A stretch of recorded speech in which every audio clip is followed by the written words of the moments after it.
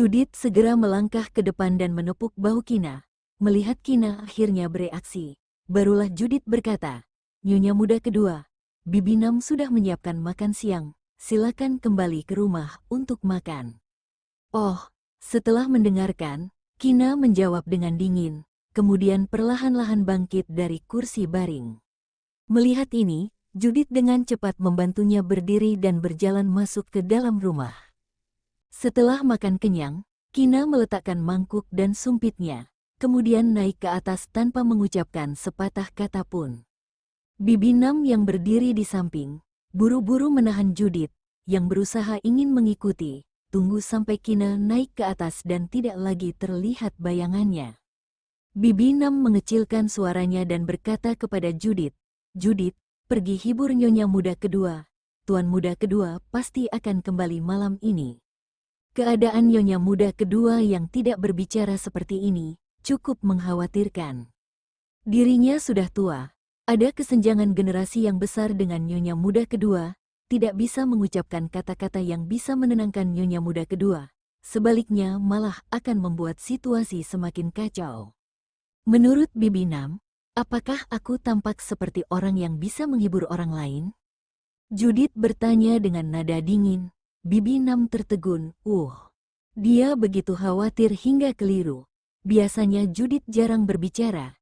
Dia bahkan lebih pendiam daripada tuan muda kedua.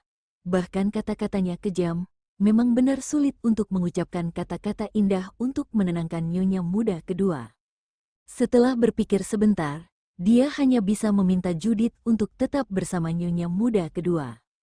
Pada saat yang sama, dia berdoa dalam hatinya agar tuan muda kedua segera menyelesaikan tugas dan kembali secepatnya, sehingga nyonya muda kedua tidak perlu terus merasa khawatir lagi. Kina tidak tahu bahwa tadi malam setelah dirinya dipukul pingsan, dia diberi makan pil tidur yang bisa membuat dirinya tertidur 1 hari 1 malam oleh Ezra. Meskipun dia bangun lebih awal, beberapa efek sampingnya masih ada.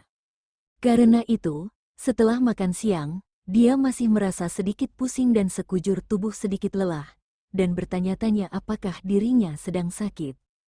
Dengan sedikit cemas, dia mencari alat pengukur suhu tubuh dan mengukur suhu tubuhnya, dan alat itu menunjukkan bahwa suhu tubuhnya normal. Sepertinya selain lemah dan mengantuk, tidak ada rasa tidak nyaman di bagian tubuh yang lain, jadi dia juga malas memanggil dokter. Sebelum tidur, memikirkan apa yang dia katakan tadi malam, mungkin saja jika dia tidur lebih lama, maka Ezra akan kembali. Meskipun Kina tertidur karena efek obat, tetapi dia tidur dengan sangat gelisah. Dia terus mengalami mimpi buruk, bermimpi bahwa mereka kalah jumlah dengan lawan, bermimpi bahwa Ahri mencibir dan menembak belakang punggungnya dengan dingin, dan adegan Ezra jatuh berlumuran darah. Di malam hari Judith datang ingin menyuruh Kina untuk turun makan malam. Mengetuk pintu kamar majikan, tidak ada reaksi apapun. Setelah menunggu beberapa saat, baru mengetuk pintu lagi, tetapi Kina masih tidak membuka pintu. "Nyonya muda kedua, aku akan masuk ke dalam." Judith selesai berkata dengan dingin, menekan kunci kode sidik jari, dan pintu terbuka secara otomatis, kemudian melangkah masuk ke dalam kamar. Berjalan mendekati tempat tidur, melihat Kina berkeringat deras, matanya terpejam, wajahnya sangat menderita dan berbaring di tempat tidur. Air mata mengalir di sudut matanya, seolah-olah menderita rasa sakit yang luar biasa. Judith terkejut, buru-buru mengulurkan tangan dan memeriksa dahi Kina. Dia tidak demam, kemudian memanggil dengan gugup, "Nyonya muda kedua, bangun." Nyonya muda kedua. Setelah berteriak beberapa kali berturut-turut, Kina masih tidak menunjukkan tanda-tanda bangun. Bibi Nam yang tidak melihat majikannya turun untuk makan, juga bergegas naik ke atas. Mendengar Judith memanggil majikan dengan cemas, dia bergegas naik ke atas. "Judith, ada apa dengan nyonya muda kedua? Panggil dokter segera." Judith berkata dengan nada yang sangat serius. Wajah Bibi Nam sedikit pucat, lalu menjawab berulang kali, "Baik, baik, aku akan segera memanggil dokter. Kamu jaga nyonya muda kedua." Sebelum tuan muda kedua pergi, Dia telah memberi mereka informasi kontak dokter militer di Elysium, dan menyuruh mereka untuk memperhatikan kondisi nyonya muda kedua. Dan jika merasa ada yang tidak beres, segera memanggil dokter. Nyonya muda kedua akan melahirkan dalam waktu kurang dari sebulan. Majikan dan anak tidak boleh terjadi apa-apa. Kina yang sedang bermimpi buruk bisa mendengar percakapan mereka, tetapi tidak peduli bagaimana dia berusaha, dia tidak dapat membuka matanya. Setelah beberapa saat, kamar menjadi tenang, kemudian dia jatuh ke dalam mimpi buruk yang menyakitkan lagi. Ezra sudah menyapa para dokter militer sebelum melakukan aksi. Oleh karena itu, setelah menerima telepon dari Bibi Nam, 2 dokter militer profesional membawa 3 atau 4 perawat bergegas ke villa dengan membawa beberapa peralatan medis presisi terbaru. Melihat dokter telah datang, Judith buru-buru minggir dan menjelaskan situasi Kina secara singkat dan padat. Dokter dengan cepat mengeluarkan botol kecil dari kotak obat, membuka tutupnya dan meletakkannya di depan hidung Kina. Setelah beberapa detik, Kina masih tidak membuka matanya, tetapi sudah berbicara. Bau sekali. Setelah melihat dia perlahan membuka mata mereka, Judith dan dokter menghela nafas lega. Saat Judith melihat majikannya bangun dengan wajah penuh keringat, dia segera pergi mengambil handuk kering, menyeka keringat dingin di wajahnya. Nyonya Letnan Jenderal, aku akan memeriksa kondisi fisikmu. Melihat wajahnya yang pucat dan sedikit menakutkan, dokter sedikit mengernyit dan berkata dengan sungguh-sungguh. Kina mengabaikan kata-kata dokter, tetapi diam-diam melihat sekeliling kamar dan kemudian melihat cuaca di luar dan waktu, hampir jam 7. Dia masih belum kembali? Kina bertanya dengan hati-hati pada Judith. Judith menjawab dengan tanpa ekspresi. Mendengar ini, Kina menjadi marah, tetapi matanya memerah. Dia menggigit bibirnya dengan kuat dan mengutuk di dalam hati. Ezra, pembohong besar, katanya setelah dia bangun dari tidur, dia akan kembali, tetapi dia sudah tertidur 2 kali, dia masih belum kembali. Nyonya Letnan Jenderal biasanya tak terkalahkan, tak terkecuali dengan misi kali ini, kamu harusnya percaya padanya. Dokter melembutkan nada suaranya dan menghibur. Terlepas dari alasan ini, Kina merasa bahwa ada beberapa hal yang tidak bisa dipahami oleh orang lain. Mempercayainya adalah satu hal, dan mengkhawatirkannya adalah hal lain. Terutama karena dia tidak tahu kapan Ezra pergi, meskipun dia bertindak pada jam 12 siang, sampai saat ini sudah hampir 7 jam. Ezra tampak seperti kehilangan kontak, dan tidak ada berita yang terdengar. Dokter mengucapkan beberapa kata untuk menghiburnya, tetapi sepertinya dia tidak bisa mendengarnya. Para perawat dan dokter satunya lagi telah menyiapkan peralatan medis, kemudian dokter mulai memeriksa dia dan janinnya. Tidak tahu berapa lama berlalu, dokter berkata kepada Kina dengan ekspresi serius, Nyonya Letnan Jenderal, emosimu saat ini telah memengaruhi janin, beberapa gerakan janin terganggu. Aku akan meresepkan beberapa obat untuk janin, dan juga mohon agar bisa mengatur emosimu. Letnan Jenderal adalah orang yang sudah dewasa. Kamu tidak perlu terlalu mengkhawatirkannya, tetapi anak itu. Jika ini terus berlanjut, anak itu kemungkinan akan lahir prematur, atau mungkin ada bahaya lain. Kina menjadi pucat saat mendengar ini, meletakkan tangannya di perut, menundukkan kepalanya dan berkata dengan mata merah, maaf. Tidak tahu apakah kalimat ini diucapkan kepada dokter atau kepada bayi di perutnya. Kemudian, dokter memberitahu lagi beberapa hal kepada Judith dan Bibi Nam, lalu menunggu staf medis lainnya pergi. Setelah para dokter pergi, Bibi Nam buru-buru turun ke bawah ingin memanaskan makanan yang dimasak. Karena mimpi buruk, sekujur tubuh berkeringat. Setelah Kina mandi dan berganti pakaian, dia turun ke bawah bersama Judith. Nyonya muda kedua, kamu lihat apakah hidangan malam ini sesuai dengan seleramu atau tidak? Jika tidak, aku akan memasak sesuatu yang lain untukmu, Bibi Nam berkata sambil tersenyum. Di saat tuan muda kedua tidak ada di rumah, mereka harus menjaga nyonya muda kedua dengan baik. Terima kasih Bibi Nam, tidak perlu lagi. Wajah pucat Kina tersenyum dan dengan tenang mengambil piring dan makan. Tidak ingin karena sifatnya yang keras kepala, lalu merepotkan semua orang. Bibi Nam melirik Judith, melihat dia tidak mengatakan apa-apa, jadi dia tidak lagi merasa dilema. Setelah Kina makan malam, melihat dia akan keluar, Judith segera mengikutinya. Saat di luar, Kina memakai headphone-nya. Dia mencari dan memutar beberapa lagu yang lebih ceria, agar bisa membuat hatinya merasa lebih baik atau mengalihkan perhatiannya. Dokter sudah mengatakan jika dia terus seperti ini, kemungkinan akan membuat situasi bayi berbahaya, dan dirinya tidak bisa berhenti memikirkan pria itu, dan tidak bisa menahan rasa khawatir atau takut karena itu. Dia hanya bisa menggunakan hal lain untuk mengalihkan perhatiannya. Tidak tahu sudah jalan berapa lama mengetahui bahwa Kina sedikit lelah karena berjalan, baru kemudian dia kembali sadar, lalu menyadari dirinya telah berjalan keluar dari daerah perumahan militer, dan saat ini sedang menuju jalan tempat Ezra biasanya pergi bekerja. Kina hanya pergi sekali saja bersama Ezra, dan pergi ke kantornya juga hanya sepanjang pagi. Awalnya berpikir bahwa petugas di pasukan khusus lebih ketat, tetapi semua orang memperlakukan Ezra seperti tikus bertemu dengan kucing. Mereka bahkan tidak berani menatap lurus, tetapi ada pengecualian.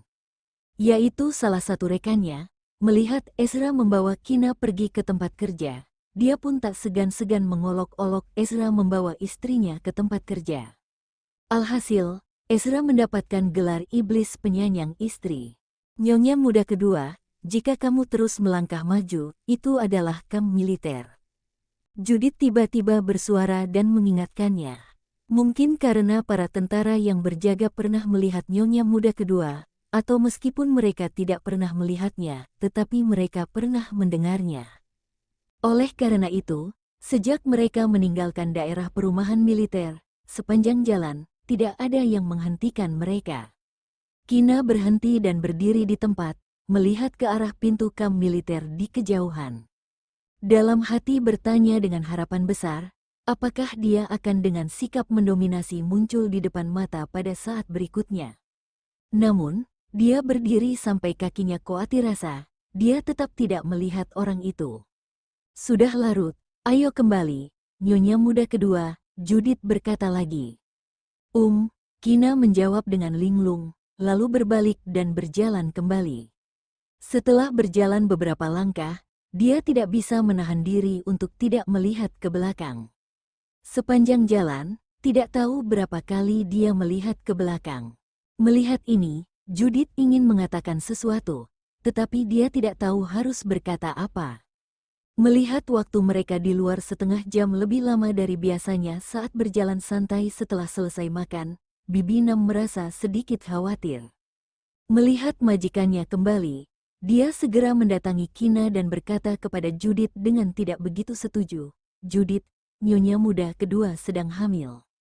Terutama saat sudah memasuki bulan tua, tidak boleh terlalu lelah, tidak boleh berada di luar begitu lama." Judith menekan bibir bawahnya dengan dingin, tidak berbicara. "Bibi Nam, aku akan kembali ke kamar dan beristirahat." Kina selesai berbicara dengan tenang, lalu berjalan ke atas sendirian. Bibi Nam ingin mengejar, tetapi ragu-ragu lagi, lalu meraih lengan Judith dan bertanya dengan suara rendah, "Judith, kamu dan nyonya muda kedua pergi kemana?" Dia barusan keluar berkeliling sebentar, tetapi tidak melihat mereka berdua. "Tidak pergi kemana-mana, hanya berjalan sedikit agak jauh." Judith menjawab dengan acuh tak acuh, kemudian berkata, "Nyonya muda kedua pasti ingin tidur. Aku akan membuat segelas susu." Setelah berbicara, dia berbalik dan berjalan cepat ke dapur. Di dalam kamar Kina duduk di tempat tidur dengan sedikit linglung, mendengar suara ketukan pintu. Dia bereaksi kembali, mengetahui bahwa orang di luar pintu bukanlah orang yang dia inginkan. Jadi dia tidak berniat menoleh untuk melihat siapa orang itu. Dalam beberapa detik, langsung melihat Judith masuk dengan membawa segelas susu, matanya tiba-tiba menjadi panas, dan air mata langsung mengalir dari matanya. Hal semacam ini, biasanya dilakukan oleh pria itu, tetapi sekarang telah digantikan oleh Judith. Nyonya muda kedua, ini, Judith menyerahkan susu dengan suhu yang tepat padanya. Terima kasih, Kina mengambil susu itu, meminumnya dalam satu tarikan napas, kemudian mengembalikan gelas itu kepada Judith. Tuan kedua akan baik-baik saja, Judith berkata dengan sangat yakin. Meskipun sudah seharian tidak ada berita, tetapi dia percaya bahwa majikannya akan kembali dengan selamat. Urn, Kina mengedipkan matanya, memaksa air matanya keluar. Dia akan baik-baik saja. Kina juga tidak akan membiarkan sesuatu terjadi padanya. Kalau tidak, Kina tidak akan pernah memaafkannya. Setelah Judith pergi, Kina berjalan perlahan turun dari tempat tidur, mengeluarkan surat nikah mereka dari laci, dan diam-diam menatap pria di foto itu dengan tatapan serius. Setelah melihat cukup lama, air mata tiba-tiba mengalir jatuh seperti manik-manik yang pecah. Dia benar-benar sangat merindukannya. Dia tidak pernah begitu merindukannya. Bahkan sampai kesulitan tidur, apakah bayi di perutnya akan terpengaruh oleh emosinya? Atau mungkin bisa merasakan kesedihannya, dan janinnya sedikit bergerak. Tetapi Kina tidak menyadarinya. Kina menangis di atas meja sampai kelelahan, dan tanpa sadar dia tertidur. Hampir jam 4 pagi pintu kamar perlahan didorong terbuka. Seorang pria mengenakan kemeja putih baru dan celana panjang hitam, dengan sepatu kulit yang dipoles kilat muncul di depan pintu. Dia menarik napas dalam-dalam dan menyesuaikan suasana hatinya, lalu dengan ringan melangkah masuk ke dalam kamar. Adapun seragam militer yang dikenakan kemarin pagi, karena ternodai darah, dia tidak ingin kembali seperti itu dan membuat Kina terkejut. Jadi dia membeli satu set pakaian baru di luar, lalu kembali ke kamar mandi umum tentara untuk mencuci noda darah dan memakai pakaian baru pulang ke rumah. Matanya langsung memandang ke arah tempat tidur, tetapi di tempat tidur, dia tidak melihat orang yang dia rindukan. Alisnya mengernyit, tetapi detik berikutnya, dia dengan cepat melihat sekeliling kamar dan melihat Kina berbaring di atas meja yang jaraknya tidak jauh. Alisnya semakin berkerut, melangkah lebih dekat ke arahnya, dengan lembut mengangkat tubuhnya yang tengkurap. Kedua akta nikah tiba-tiba jatuh dari tangannya, dengan beberapa tetesan air mata tergantung di atasnya. Melihat rongga matanya yang merah dan bengkak, mata Ezra bergerak, jantungnya tiba-tiba seperti ditekan batu besar, sedikit sakit dan sesak. Seharian ini, dia melakukan tugas dengan ketegangan tinggi. Dia sama sekali tidak berani mengalihkan perhatian. Setelah misi mengepung para bandar narkoba selesai, dia langsung menyadari ternyata sudah dini hari. Kina hanya sendirian di rumah. Dia tidak bisa membayangkan bagaimana dia melewati hari ini. Kina tidak tertidur lelap. Dia setengah tertidur dan setengah terjaga. Seketika merasakan tubuhnya ringan, dia segera membuka matanya dengan ketakutan. Yang menarik perhatiannya adalah wajah tampan yang membuatnya jatuh cinta, benci, marah, dan rindu. Tiba-tiba dia menahan napas, matanya penuh ketidakpercayaan, karena takut dirinya sedang bermimpi.